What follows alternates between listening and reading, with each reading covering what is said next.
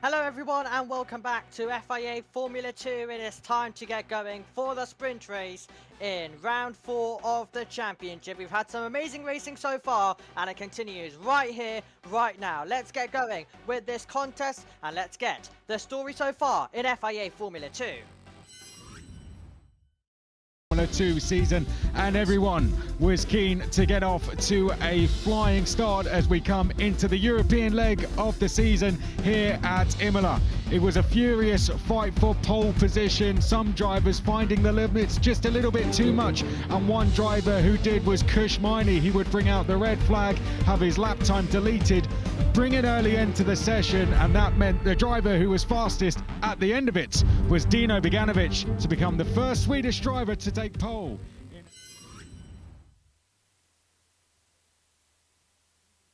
In 2025, it is time for the sprint race. This is going to be quite a lot of fun, and we have the race very nearly underway. We are 5 minutes away from getting this contest started, and we are around a old school circuit that runs to 4.9 kilometers, 3.05 miles. The sprint race is going to see 25 laps contested by the drivers today, 19 turns, a couple of kinks in there which the drivers do not worry about. But the challenge around this place is high, and trying to make an overtake is tricky as well. In the commentary box, my name is Omi, the driver on pole position is Ritomo Miyata, and the person to tell you why is Tom Kens.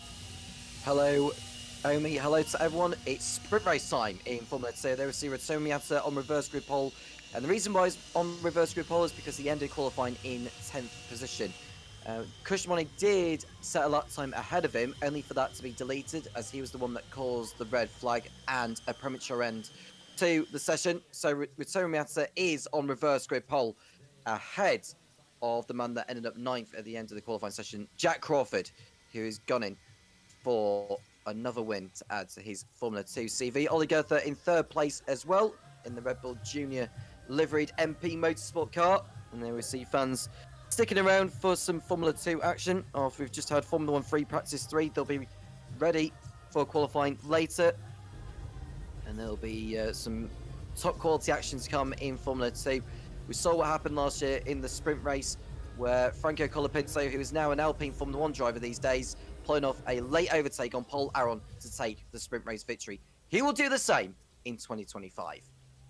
Action all the way to the end is what is guaranteed in this championship, even if we do get a bit of an Imola lull in the middle. The start's always exciting, the end's always exciting, and we get whatever the hell we are delivered in the middle. Okay, it is time to run you through the grid then. At the back, on the back row, it is Cian Shields. He's alongside John Bennett for Van Amersfoort as well. It's Amri Cordial in 20th, championship leader. Richard Rashaw in 19th position. He has a lot of work to do from there. Max Esterson is in 18th. Rafael Villagomez is in 17th position, beating his teammate once again this season. Sammy Megatunov is alongside Gabriele Mini, who had the great start to the season, but now finds himself slightly more down, especially compared to his teammate. Dirksen is in 14th. Miney bought an early end to the session yesterday. He'll go from 13th on the grid today. Roman Stanek is in 12th. Pepe Marti starts in 11th for both races this weekend. And as we journey into the top 10, our front row for tomorrow is our row from 9th and 10th. Today, Dino Beganovic is behind Sebastian Montoya. Victor Martins is in 8th. Leonardo Fornaroli is in 7th position on his home race. Alex Dunn is in 6th position. Arvid Lindblad, who became the youngest winner in Formula 2 a round ago, he'll go from 5th. Luke Browning is in 4th position. Ollie Goethe will start in 3rd. And then our front row consists of Jack Crawford alongside Ritomo Miyata, who's chasing a first podium and win in the category. Well, it is a great event that is about to get going with the formation lap very, very shortly as well, as the teams and drivers watch on. This is going to be quite dramatic. Let's hope we have a clean start, Tom, unlike what we had last year with a massive crash down the start-finish straight, which started our contest 1 year ago. We did see some action, albeit not what we were after. We were hoping for some overtaking around this 4.9 kilometre circuit, 25 laps ahead of the driver. Sprint race with Tony Miata leads the field off for the formation lap. The clouds have gathered over the circuit. No threats of rain as far as we know. It's very unlikely the rain's going to hit anyway, so if I was you, I wouldn't worry about that. Miata, well, this is a golden opportunity. If this is not an opportunity for him to take his first win in this championship, I don't know what else is a better opportunity, apart from Monaco, of course. Yeah, absolutely. Taylor Barnard won the sprint race, the reverse grid race in Monte Carlo. It'll be interesting to see who's going to win the reverse grid race today. The experienced Jack Crawford chasing redemption, of course, after being denied on the last lap by Richard Rashaw. He dominated that after taking pole on Friday, winning the feature contest very nearly, but it went to Rashaw. Let's hear from our pole sitter, Rotami Miata. Long time ago, my start from pole position in my career, maybe 4 years ago. So long time see pole position. So I really looking forward to fight good position, because last year I only 2 times the top 3 from start. No, only 1 time the Abu Dhabi. But anyway, you know, I can start from good position, so I will be enjoy and let's fight to winning or podium. That is the goal for him as well coming into this race. The experienced Jack Crawford, though, will try his absolute best to deny him the driver in his 3rd season. So it will be an interesting fight down towards turn 1. And with what we saw last year, Tom, overtaking, while we hope for it, it is difficult. So the start will be everything in this. Yeah, you're just looking on the radar. I think the rain is missing the circuit. There are blobs of rain within the Emilia-Romagna region, but it's just missing the racetrack. So I don't think it'll rain for this one, Naomi. I can't see what the risk of rain is for this session, but I don't see it hitting the track anytime soon. Yeah, absolutely. The clouds are coming in. It's not the sunny skies that we had in Formula 3 earlier on, but still we find ourselves right now with cloudy skies, but no threat of rain as the cars get themselves into position on the grid. Can Rotami Miata finally do it? Such a good CV. I mentioned it in Formula 1 practice. Such a brilliant CV coming in category, but it's not been able to live up to it in FIA Formula 2. Now on this F1 weekend here at Imola, is that all about to change? Or will Jack Crawford be able to get there? What can Ollie Goethe do? What can Luke Browning do? It is finally time to get some answers. The final cars are getting into position. These are the nervy moments. Rene Rosen puts the phone away, turns his attention to the screen, which is about to have 22 of the best young drivers in the world blasting down to that Tamburello chicane. The green flag flies to the back, and in FIA Formula 2, it is time to look to the 5 red lights. 3, 4, 5. Lights out. F2 is sprinting with a good reaction time off the line for Jack Crawford. He's going to apply the pressure on Rotami Miata down towards the Tamburello chicane. They're side by side, only for a moment though, because the American driver gets in front. Crawford takes the lead. Around the outside, we are going to see Oliver Goethe trying to defend from Luke Browning. Can the whole field make their way through on this first of 25 laps in this race? Crawford, Miata, then it's Goethe, Browning as we make our way through, and you have Victor Martins trying to put some pressure on. He's gained a couple of positions. Alex Dunn is side by side, further back as we make our way to a bit of contact there in the Red Bull livery car. Finds himself off the road, further contact, and we've got also off the road one of the Alpine liveried machines as we go side by side. Rashaw trying to dive to the inside. A great start for Crawford. Chaos behind though. A better launch from Jack Crawford, getting his nose in front before the kink. Prior to Tamburello ahead of Rotami Miata, we saw a collision involving one of the Alpine Academy livery cars. We'll find out soon enough who that is at the Villeneuve chicane.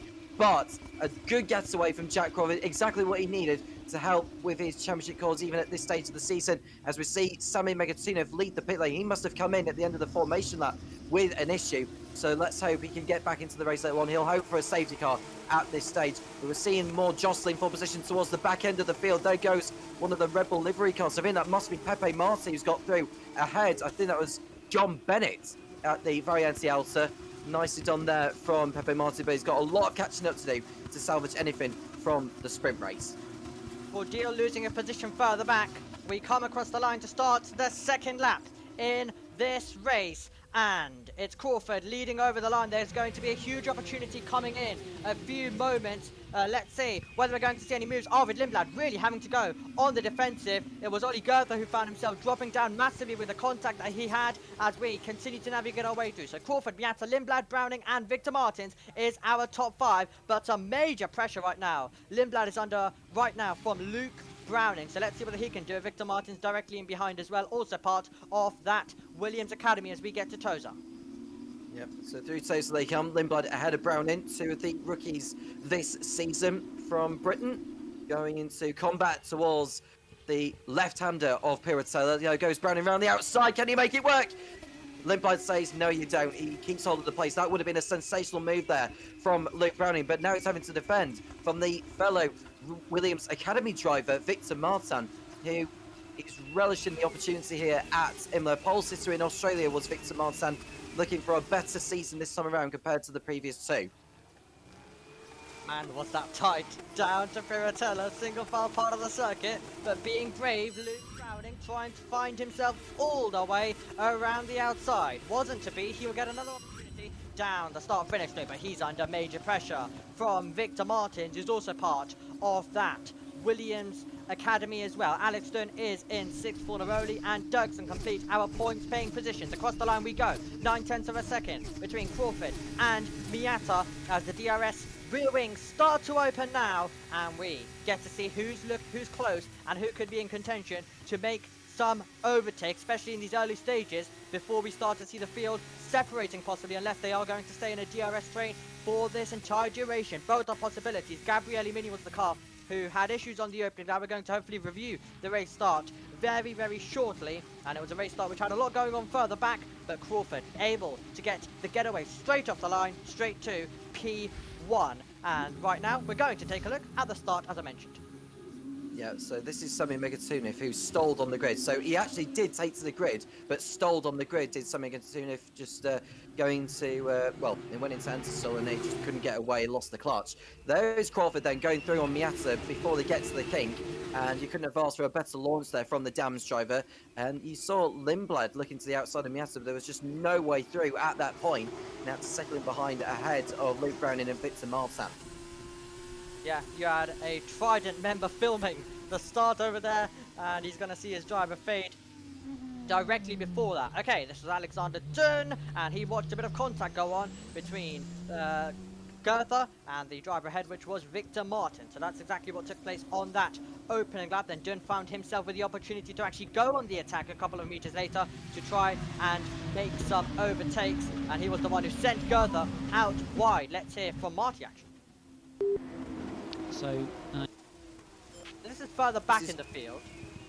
Yeah, this is actually, well, this is, we're right on board with Gabriele Mini, and he actually does make contact. That would have been with Pepe Marti at the Villeneuve chicane, and, you know, Marti felt that Mini didn't leave him room at all, so both of their races are heavily compromised. Crawford not able to bridge out the 1 second margin. Miata is still within range to get the DRS next time they go onto the pit straight. There's just one DRS zone around this racetrack, and that will be on the pit straight as the drivers filter their way through. Tosa again on lap number 4, and we are seeing the field settle into the race. No start line accident like we saw last year. All 22 drivers still running. Sami Megatunov running in 22nd and last place, and nearly a lap down as the field filter their way through Piratella. Yeah, absolutely. Let's hear from Alexander Dunn. I'm going to play the long here. Yep, he's going to wait for the tyres to fade away for the drivers amongst him, and then he will try go on the attack on board with Sweden's Dino Beganovic, part of the Ferrari Academy, part of High Tech. That is his Formula 2 team. He's got Joshua Dirksen that is directly in front of him as well. He will be trying to navigate his way by to the final points paying position, the top 8 score in the FIA Formula 2 sprint. Here is Beganovic. He'll struggle to get past Dirksen because Dirksen will also have the DRS on the pit straight, but this is a nice battle we are seeing. There is Sebastian Montoya, who had a decent qualifying yesterday, but he has dropped down from where he was on the grid. He's running in P13 behind Ollie Goethe, who's trying to make up for lost time. They are sat behind Kush Miney, who's fending off the pair of them. There goes Goethe. No way through just yet for the Red Bull Junior driver. And he'll have to go defensive here because Sebastian Montoya is breathing down his neck, looking to the outside into Villeneuve. Does Montoya go all the way through? Can't quite do it. They're nearly able to pull off brilliant moves down the outside of Tamburello and Villeneuve, but no way through just yet. Oh, it's too tight. It's an old school circuit, as we mentioned. The drivers are going for those brave overtakes that we absolutely loved years and years ago.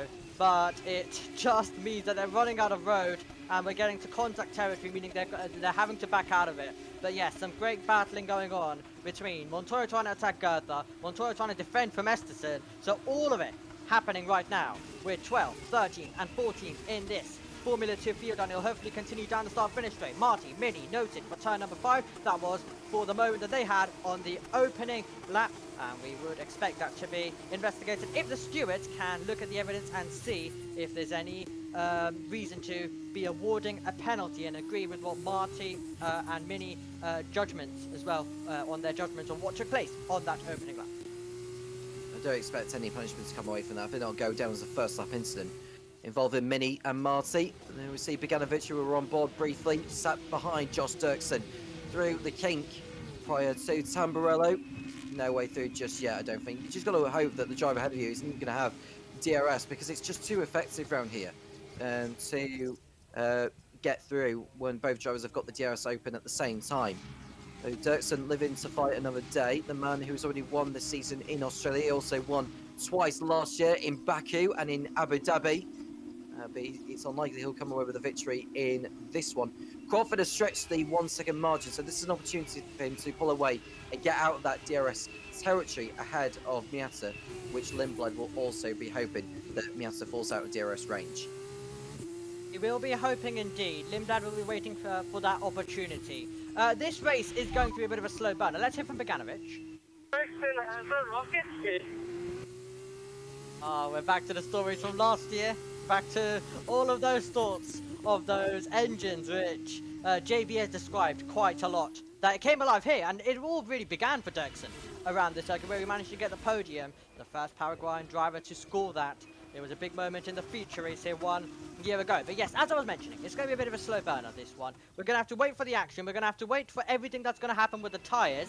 And then eventually, we'll hopefully have some action. Eventually, it'll get very exciting. And hopefully, once again, it can be a last lap battle and it can be a last lap move. That's exactly what Japan's Ritomo Miata will be hoping for. He's got the rear wing open. He's going to be using that, Tom, to make sure that he can defend from Arvid Lindblad behind. Yeah, well, he's going to be using that to his effect. And go back to his saying about Beganovic, he may feel that Dirksen's car is a rocket ship, but it could be the fact that the AIX team have set up that car with a lower downforce set up for Josh Dirksen, and that's helped him keep hold of the place ahead of Beganovic, who are fighting over the last point. It's the top 8 that score points in a Formula 2 sprint race. It's the old Formula 1 point system from nearly 2 decades ago, or around about 2 decades ago. It's 10 points on the win, 8 for second. It's 6, 5, 4, 3, 2, 1 down to 8th place. And there's also a point on offer for the driver who sets the fastest lap, but you have to be inside the top 10 in order to get it. Yeah, we mentioned how critical the start was, and Jack Crawford navigated that to absolute perfection. The Campos team watching on, of course, links with Red Bull. That's why they have fielded Pepe Marti, Isaac Hadjar last year, Pepe Marti, Arvid Lindblad this year as well, and that is exactly why also in Formula 3 you've got drivers like Nicholas Solov who drive for that outfit as well. So we are about to complete another lap and another lap with Ritomo Miata inside the 1 second range, and as we mentioned, he'll be really utilizing that to just make sure that he can stay ahead of Miata, and also Miata staying ahead of Lindblad. That's exactly how the DRS train works. If you find yourself losing it, then you could be under a little bit of pressure, and that's exactly what we saw earlier on from Maney coming under threat from Goethe in that battle that was kicking off a couple of laps ago. Martin's fallen out of DRS range from Browning, so that's going to open the door a little bit for the likes of Dunn and that to close in. The next time around, if he's not within DRS range, Martin, behind Browning, then he's going to leave himself exposed to the field that are chasing him down. So there's not a lot happening on the circuit. It just feels a little bit more of a procession now, just waiting to see who has preserved their tyres for the final few laps and who has gone through them. They are using the red side mark soft tyre. There is the purple super soft tyre should they need it later in case we get a safety car, but they'll want to reserve those for tomorrow's feature race when the mandatory pit stop rule applies. The incident involving Pepe Marti and Gabriele Mini at turn 5 will be investigated after the race. So, that is the verdict from race control. Yeah, I remember we were discussing it earlier on in the Formula 3 about how all of these commentaries are used in 2026 pre-season testing for these categories. So hello to everyone who's listening in to that right now at the moment. Hopefully we're going to get another good year of Formula 2 in 2026 as well. But one of the main takeaways from what I could hear from 2024's commentary were at Imola. JB going absolutely wild about Formula 2 at Imola, not delivering any action. So it's probably a good idea that he's not in this box right now. But yes, we have seen, I think, with all the additions of Formula 2 races we have had here at Imola, they have been a little bit more quiet, but with major moments randomly just dropped in the middle of races as well. So we are going to get something. We had a great start to the contest. We'll hope for some more action. Cordial's got past Shield, but around Imola, they do struggle to overtake in Formula 2 a little bit more, especially compared to Formula 3, as they do in Formula 1 as well. We're struggling to make some overtakes, but there is going to be the chance, and drivers around the circuit, Tom, still have to put full focus, because mistakes will be the reason that they lose positions. Yeah, looking at Ollie Goether's front wing from the contact he had earlier in the race, it doesn't seem to be hindering too much. I mean, I suppose when you have less front wing like that, it will cost you downforce, but it will give you the extra straight line speed, which could help when you open the DRS behind the driver.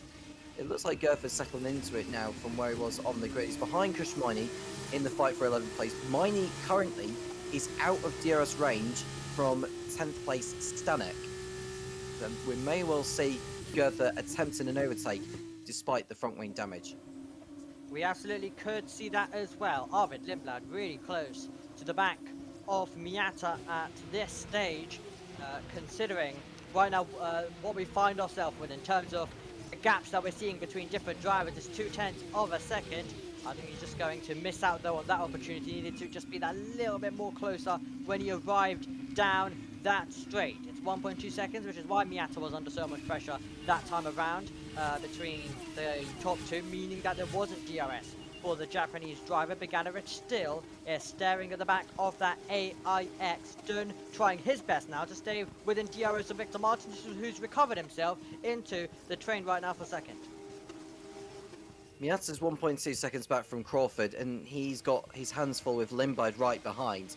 Lindblad he needs to be within no more than half a second when they go through Ravazza, because Miata's out of DRS range now, and it's a golden opportunity for Lindblad to use that to his advantage and make his way through and close in on Crawford in the closing stages. We're not seeing anything right now, but the final 5 laps are what are going to do the talking that decides this Formula 2 sprint race. It all could come down to the end like it did 1 year ago in this sprint race. So, Kush Maney right now looking at his mirrors, he's got Goether behind, and he will 100% be under pressure if that is still the gap. By the time that we get down to Tamburello, Lindblad is within that 5/10 range that Tom was talking about, so there could be a battle coming in for second place, with the youngest winner of Formula 2 trying to hunt down and get into second place in this race. Let's see whether he can do so. Are we about to get an overtake in this contest now? Lindblad out of the slipstream, diving to the inside of Itami Miata. It's tied between the two of them, but Miata stays ahead. Lindblad had a look, couldn't get by. It was a very risky move for Miata to stay on the racing line, but it paid off in the end to get the extra speed on the exit of the first part of Tamburello, and he just holds on for now. Lindblad will have another go at it next time around, which there is a very good chance, because with them battling, that's allowed Crawford to shoot further and further up the road. This is a replay of Kush Miney as he had a moment. Well, he just saw a bit of debris being flown off his car. He's actually had a lock-up at Ackerman Raleigh in front of Ollie Goether. That is a battle for position. Nothing major there, but that won't have done his front right too good. The Alpine Academy driver, and this is a replay also further on in the lab. That has to be John Bennett, who's gone off the circuit at Ravazza. He has indeed, having to rejoin just behind Amory Cordial with Shields closing in as well. Lindblad is still close. The gap is to 1.5 seconds. He cannot afford to lose that much time that will cost him a chance to attack Jack Crawford later on. He's got to try and make this as soon as possible, but the more they battle for second, the more time that they will lose as it stands. So it's 0.4 of a second, even closer this time around for Arvid Lindblad, who opens the DRS. He is going to be closing in on the ART, closing in. It's going to be car length by the time that we get down to the Tamburello chicane. It'll be to the inside line once again, but this time around, it'll be a move that is complete. Arvid Lindblad gets ahead of Ritomo Miata. Nothing that Miata could do to fight back on that occasion. Lindblad was much more closer this time around, and he's able to make his way through, trying to make a good move as well. That is brave stuff coming in, and that is going to be Goethe getting ahead of Kushmani. Let's see whether Montoya can try capitalize as the action begins to build up in this Formula 2 race. Montoya having a look, can't get by though. He'll have to sit in the wheel tracks for a few corners more. Well, I don't know why Miata didn't decide to just defend the inside, because he always knew that Lindblad was going to sail his way through and, you know, take the position, and Miata didn't really make it that much difficult for Lindblad because he was a lot closer that time around compared to the previous lap, and Lindblad finally threw into second place ahead of the reverse grid pole sitter. Luke Brown is the next driver to attack. Well, Miata may be within range with the DRS, but Browning's a lot closer, and that could be him making his way through with the slipstream. Well, I can tell you, Miata's had a really poor exit out of the Variante Alta. He may just fall out of DRS range this time around. Yep, absolutely, and Miata could see another chance of a podium fade. Well, it's going to be a huge disappointment. This is one of his best opportunities. He'll have to rely on reverse grid magic in Monaco at this rate because he's not being able to hang on. He scored a podium last year but was denied it due to time penalties when it came to track limits. Today though, he is trying to defend from Luke Browning. They've both got DRS. Browning has got the closer slipstream though, heading towards the Tamburello chicane. Can he go all the way around the outside? He won't be able to do it. He'll try and get the up and under, try see whether there's any undercuts he can do. Montoya having a look once again as he tries to get past Kushmani, who's going to maintain that position. And this is the Formula 2 racing at Imola that we want. Action-packed and looking absolutely everywhere to see who's going to be dishing out the overtakes. Miata now losing the 1 second, so Browning's going to get a huge chance next time by.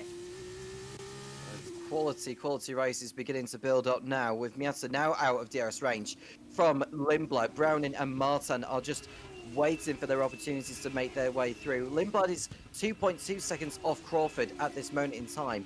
I don't see him really closing down the gap in good time before this race is over, in my honest opinion. Crawford just looks content up front and, you know, keeping himself within command of the race. There we see Miata, Browning and Martin finding their way through Variante Alta in single file. And we look further back to see Beganovic and Stanek. Beganovic with a wheel in the gravel, and Stanek should be able to go through, and he does so. Absolutely a mistake for our pole sitter for tomorrow. Dino Beganovic is going to lose that position, and Roman Stanek will get on by. And those are the mistakes that you cannot afford around Imola circuit. So, across the line we go. And here is the opportunity, incoming in a few moments' time, as we see Luke Browning slipstreaming and going to the outside, and that will be an easy move on the brakes unless Miata can fight back. This time Miata did cover the inside line, wasn't enough though. Browning is able to make the move, and he takes the final spot on the rostrum with still just over 10 laps to go in this one. Yeah, well, he defended the inside this time like he should have done when Lindblad got by earlier. And now Miata's tyres look like they're really falling away at this moment. And now he's got to defend from Victor Martin, who's got in to get through as well. He may even let his teammate go through. They are teammates within ART, so I'd expect Miata to not get in the way of Martin at this point in the race. This is a replay of Beganovic's error at Variante Alta, where he puts a wheel in the gravel trap, and Stanek said thank you very much. Yeah, really trying to get on the power behind that AIX. You know, that trickiness to overtake. He really wants to get on with it. He couldn't get on with it too much though. And that was a moment where when you dip just a little bit into the gravel, you can kind of get rolled on that gravel for a little bit more. And it was enough to see him lose that position. Victor Martins will be the next driver to attack Ritomo Miata. It could be really tight this time around because Miata still got that 1 second. So let's see, arriving down to final few corners, and it will be across the line. If Miata has DRS, then it will be a fight that Miata should be able to defend if he's able to get to the right part of the circuit. Let's see them. Across the line we go. He does have DRS, so it will not be the most easiest thing for Victor Martins this time by. He'll have a look, he'll have a dodge. Let's see whether he can dive to the inside. He is going to go for it to the inside. That could be really tight, and he's going to be able to get by Miata running slightly deep. That will be the position change, and Victor Martins was challenged but took the risk and gets his reward as further back Montoya gets past Maney and Villa Gomez gets past Max Esterson. Yeah, that wasn't as difficult for Martin to get through on Miata like we saw from Lindblad and Browning, but Martin is through and he can go after his fellow Williams Academy driver. Now Miata's just got to stay within DRS range and keep himself out of the territory where Dunn, Fornaroli and Dirksen are at. Miata's race is really beginning to unfold. It just doesn't have the tyres underneath him compared to where Crawford, Lindblad, Browning and Martin's tyres are at. Yeah, that is right now the name of the game at this stage, the tyres, and it decides a lot in terms of who's going to be competitive. Let's see whether Arvid Lindblad has anything left in the tank. Will Jack Crawford's tyres fade away near the end? Well, if it is to be the case, then we're going to start finding out very, very shortly. Still plenty to happen in this FIA Formula 2 sprint race. We take a look at a replay of how Sebastian Montoya made the move on Maney down the straight. They both had DRS. Yeah, well, Montoya did very well to pull out. Well, he pulled out early to attempt to get through on the inside before Tamborelli corner, which helped him have the momentum before they got to the complex. And then Montoya sailed by and into 12th position, 4 positions away from a point-scoring finish. Here's Sebastian, Luke Browning, Team Radio. Pace a bit if we can, Luke. Looking at the long. He does indeed. Bogdanovic has lost a position. Esterson's lost out to Vashore as well.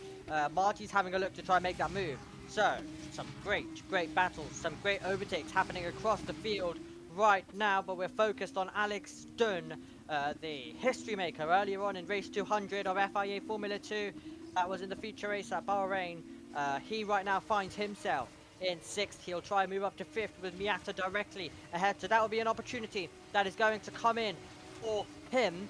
But let's see, Browning with the fastest lap. Let's see what pace he can unlock and what he can deliver to the team. Of course, they'll want to finish ahead of Victor Martins, and they'll definitely be looking at that threat to see whether Martins will have a chance near the end. Done all over the back of Martin, and he's not exactly close enough. Well, he is within DRS range, but I'm just not so sure he's within that crucial half a second to attempt to get by Ritomo Miata. He'll probably hope that Miata runs too deep into Ravazza corner. There we see further behind. That was the two Invictors with Dirksen in that particular sandwich. Heading through Ravazza now. Dunn won't be close enough to get the overtake done, even though he will have DRS. But we'll stay with this battle between Dirksen and Stanek for the final point. Yep, Stanek's going to have an opportunity, so Dirksen won't be close enough. But one Invictor's going to stay ahead. Can one Invictor make its way into the point? Stanek pulls to the outside line. Dirksen will try his best to defend this. They're going to go wheel to wheel. They're going to go side by side. Roman Stanek round the outside. A nice and tidy move from him to get by on Joshua Dirksen, who's going to fall out of the points. He's down to 9. Stanek up to 8. That was a super overtake from Stanek with both DRS. DRS open on both cars. Stanek just slingshot his way around the outside and got the move completed successfully. Nicely done by Roman Stanek. Alex Dunn did not get through on Ritomo Miata on that occasion. We've just seen a replay of an overtake from Ollie Goethe on Dino Bogdanovic. That was textbook stuff, wasn't it? Outside line to the inside line, as Alex Jakes would say, and that is a brilliant move complete, and a move that he has made, and he will be definitely adding to the highlights reel of this FIA Formula 2 Championship as well.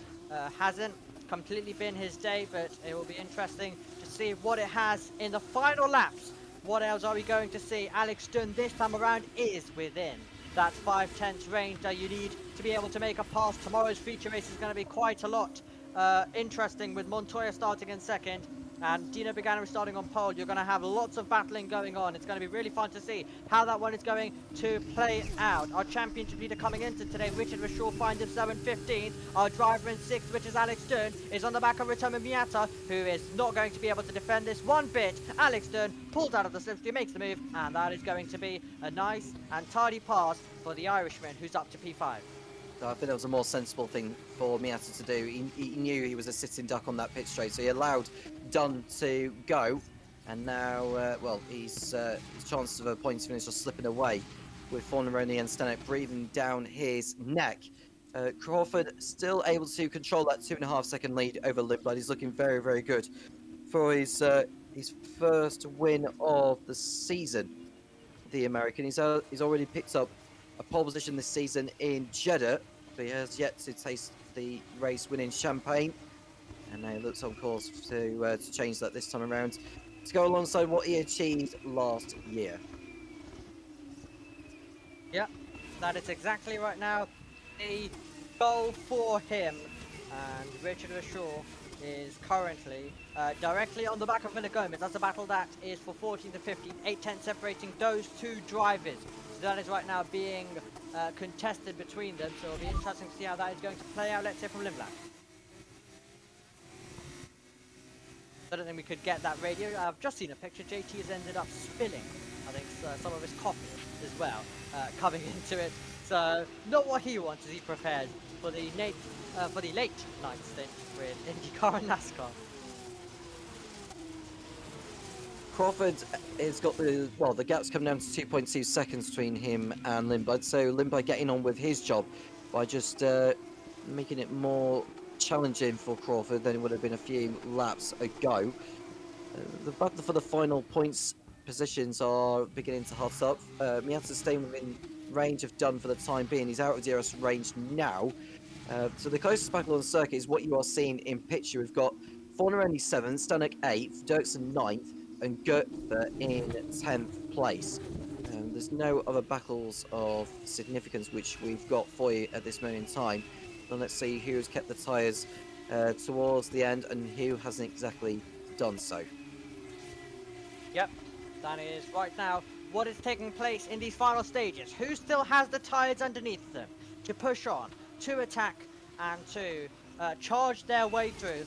It's going to be really fascinating to find out how this Formula 2 race comes to a close. Goethe, let's see whether he can put some pressure on Joshua Dirksen, who is right now finding himself in that 9th position. But we've had 19 laps. We're about to make our way onto the 20th lap soon as well, and it's going to be really, really fascinating to see whether we are going to see the move come in for Goethe. He's going to be a little bit too far back when we move on to lap number 20, but he'll be using the DRS to close himself in, try to stick through that duration for the rest of the lap, and then go on the attack next time by, as Victor Martins is 1 second away from Browning. So the battle for third could be very interesting. The battle between the Invictus is very interesting, because that's late to the brakes by Roman Stanek on the reigning Formula 3 champion, and Roman Stanek had a big look to try and get through. Forneroni was just able to stay ahead. It got very tight between the Invictus.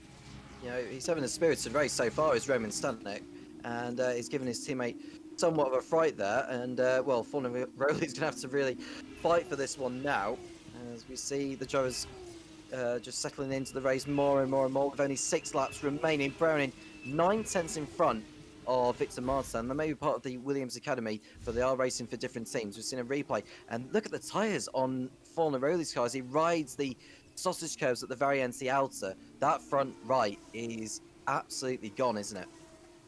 It absolutely is gone over those iconic sausage curves here at JB Motorsports, as you mentioned, Tom. Okay, so Leonardo Forneroli, we get to know why he's under so much pressure with that replay. The tyres completely falling away from him, and over those sausage curves through Variante Alta wouldn't have helped in terms of carrying the best speed, which is why Stanek actually got close. He's going to be close once again, but he may just be a little bit too far back unless it's something magical on the brakes.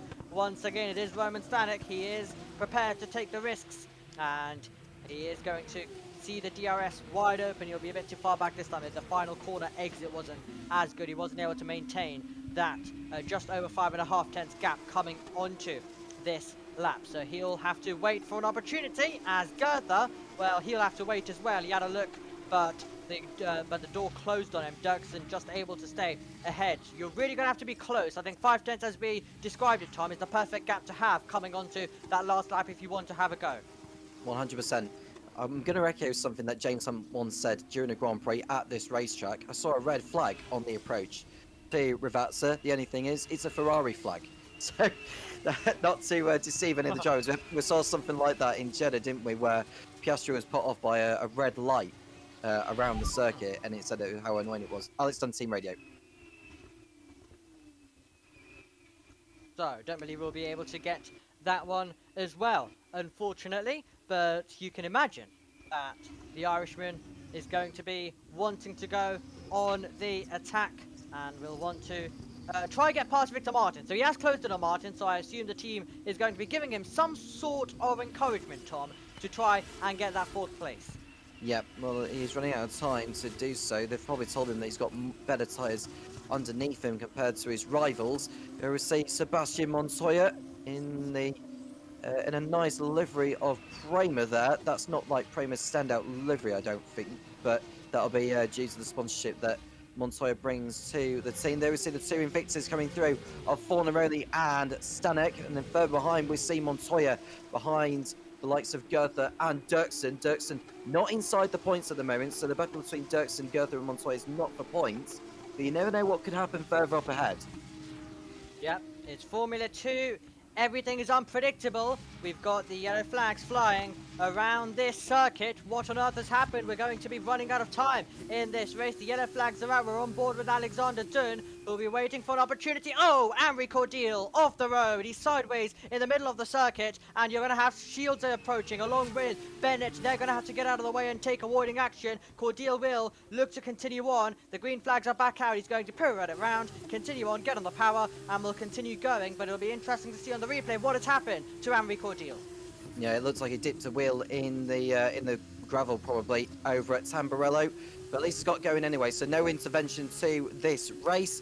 Lindblad's got the gap down to 1.6 seconds though on Crawford. He's coming alive a little bit now, is the young teenager who's been very, very impressive throughout his motor racing career, through karting and then through Formula 3, winning both the feature and sprint races at Silverstone in 2024. Pepe Marti getting through ahead of Richard Verschoor for 15th as we speak, and I think we're going to see why, because Richard Verschoor is tumbling down a little bit, and I wonder who's made a mistake over at the very anti-alta.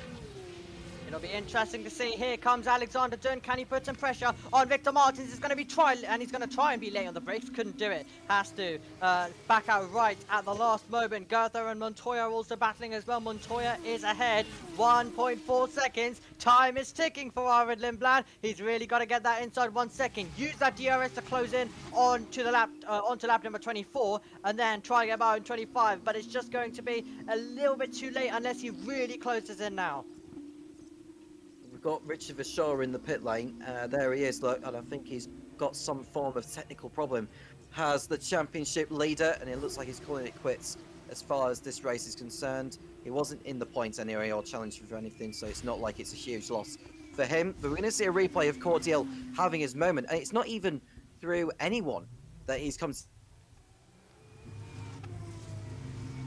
together with. That was completely all of his own doing, which is rather typical by Cordial standards to have a spin like that.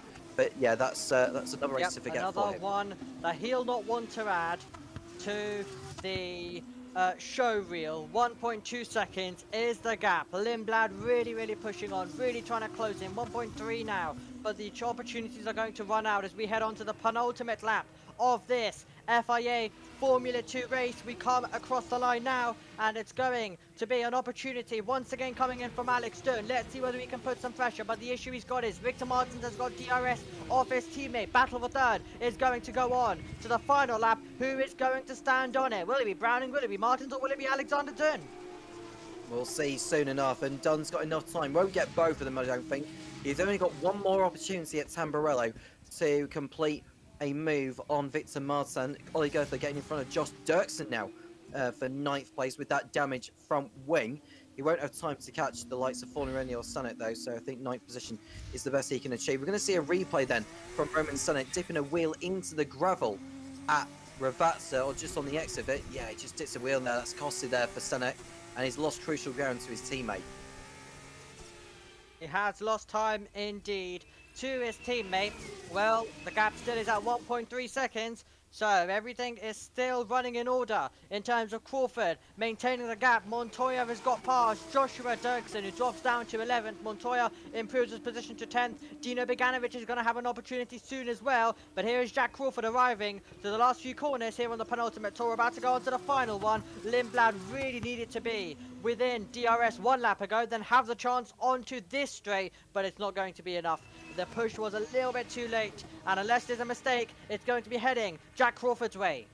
And a third Formula 2 victory coming in the way for Jack Crawford. Arthur Lindblad, who's already won this season in Jeddah in the sprint. We're right on board with Alex Dunn, who's within range of Martin, but the problem for him is that Martin also has the DRS behind Luke Browning, and I don't expect anything to change within that battle. Fornarelli far enough ahead of Stanek. He's in a fight of his own with Rito Miata for P6. I don't think he's going to find a way through himself either, so he looks to be settling for a 7th place finish. Is the reigning Formula 3 champion. Jack Crawford, what a drive from him from the start. Let's receive a replay of Montoya. Here's a replay of Montoya. It's going to be down to Piratella. It'll be the inside line. Dirksen's going to have to back out of that one.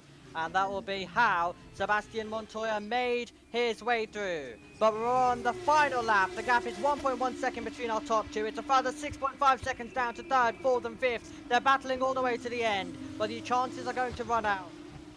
And it's going to be a very interesting fight to the finish still, where there cannot be any mistakes. That'll be the only thing that changes this order. But Jack Crawford at the front of the field took a brilliant pole position in Saudi Arabia. He found himself dominating the feature race until the last lap, where he was denied by Richard Rashaw. Here at the next opportunity, Jack Crawford will fight back. The driver from Charlotte, North Carolina, comes across the line as the first driver to see the flag in the Formula 2 sprint at Imola. Jack Crawford wins. He beats Arvid Lindblad, who went on a late charge. He's going to miss up by 1.1 second, and it's going to be Browning in 3rd. Look how close to the line it was between Martins and Dunn. He really went for it. And then we've got this gaggle fighting all the way to the finish. Beganovic won't be able to get ahead of Dirksen. It's going to be Montoya in 9th. Goether's going to be in 10th. Then it will be Dirksen, who is just going to be ahead of Beganovic. Then Maney, Marty, Villagomez and Mini. A great fight all the way through the field in this race.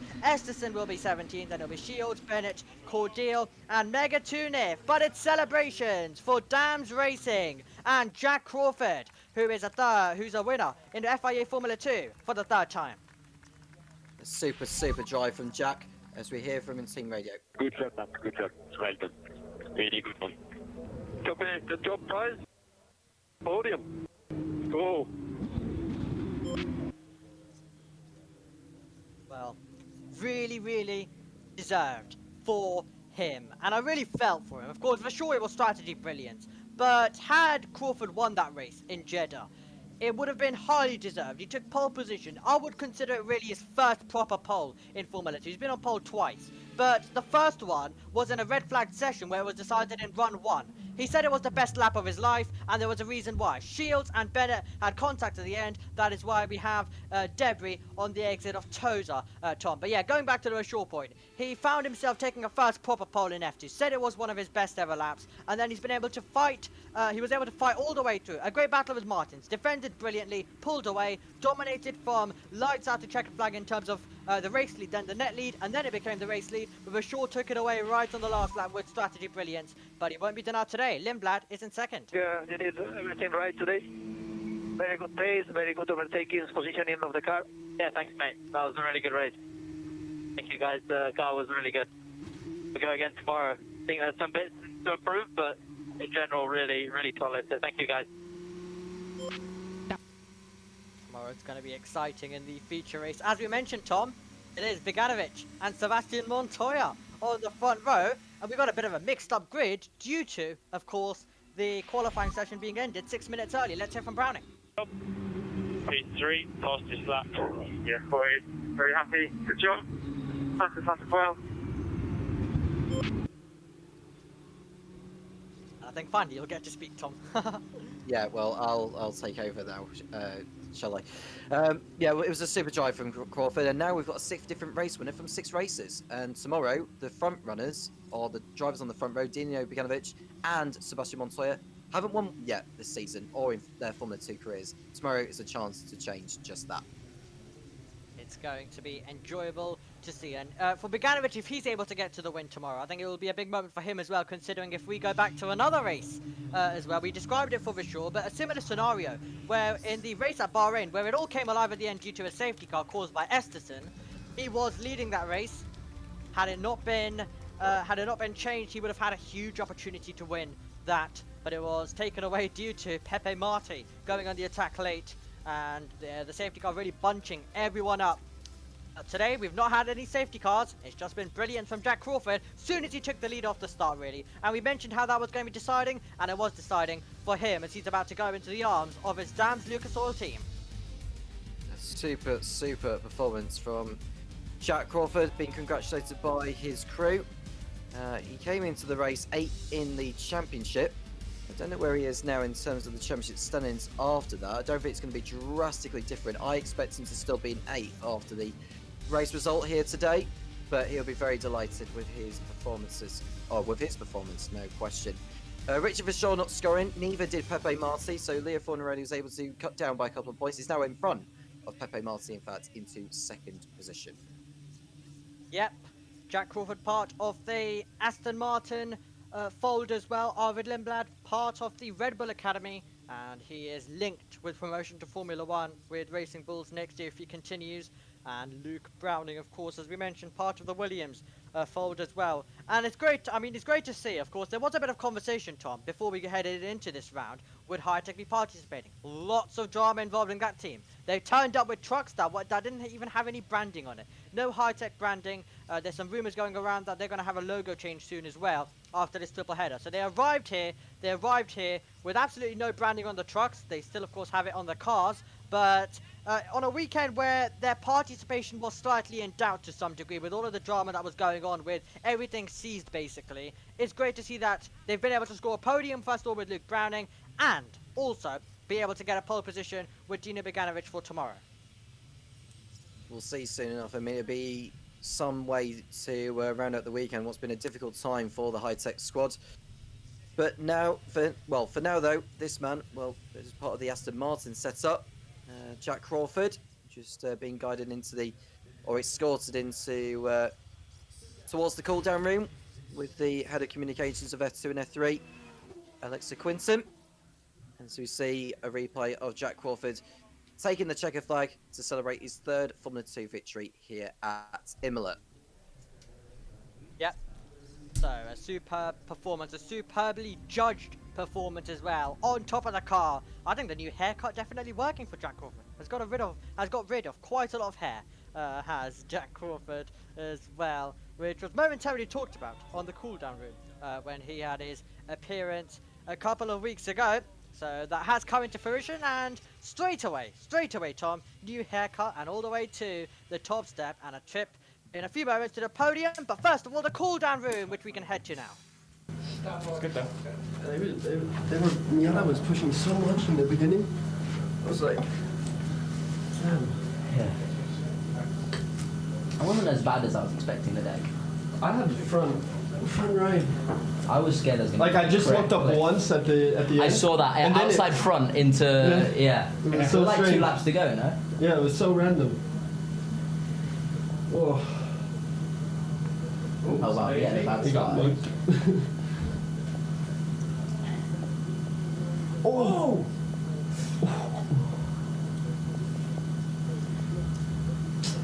Oh! A teammate. Tomorrow might be bad for the front. Sorry. Probably even worse because it's cold. Yeah.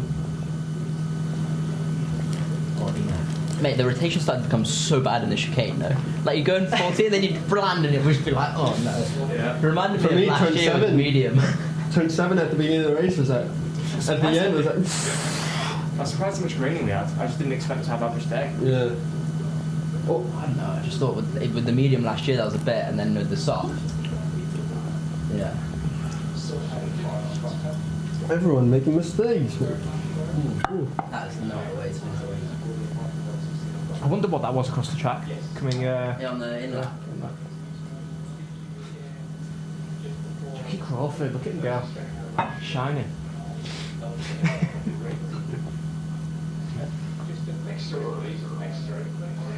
So like paddle practice, mate.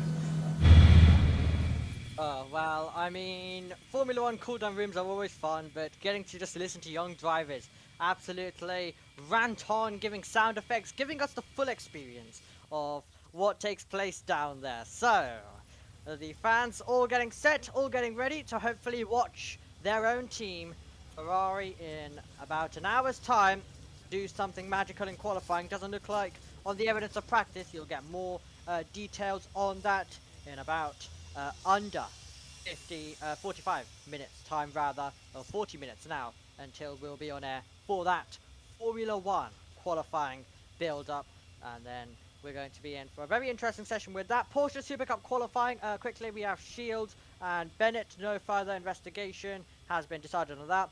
Porsche Super Cup qualifying is going to be premiered on JBMotorsports 2, JBMotorsports rather. We're going to have the Freca race, that is going to be premiered on JBMotorsports 2. So it's going to be quite a lot of fun. It's going to be enjoyable to watch and see all of the action as well come in. There's quite a lot going on. We'll be live also for the GB3 race in a few moments as well, in about just over an hour's time. But back to FIA Formula 2 and back to the podium celebrations, with Luke Browning making his way onto third, and then Arvid Lindblad making his way onto second, and your race winner for only the third time in FIA Formula 2, a win in 2023, a win in 2024, and his first win of 2025.